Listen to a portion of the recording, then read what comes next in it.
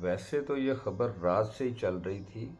کہ اسرائیلی شہر پر میزائل حملے میں 100 افراد زخمی ہو گئے ہیں اور ان میں سے کچھ کی ہلاکت بھی ہوئی ہے، لیکن امریکنز اور اسرائیلی سورسز بار بار اس کی تردید کر رہے تھے۔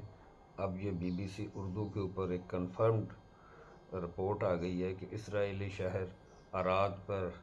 میزائل حملے میں 88 افراد زخمی، اور ساتھ ہی انہوں نے دھمکی دی ہے کہ اگلے 48 گھنٹے میں اگر ایران نے آبنائے ہرمز نہ کھولی تو ایران کے پاور پلانٹس کو تباہ کر دیں گے، اور ان میں سے آغاز سب سے بڑے پاور پلانٹ سے ہوگا جو تہران کے وسط میں واقع ہے۔ تو دیکھیں اب کیا ہوتا ہے، اور ایران نے بھی دھمکی دے رکھی ہے کہ اگر ہمارے پاور پلانٹس کے اوپر حملہ کیا گیا تو ہم بھی اسرائیلی پاور پلانٹس کو تباہ کریں گے۔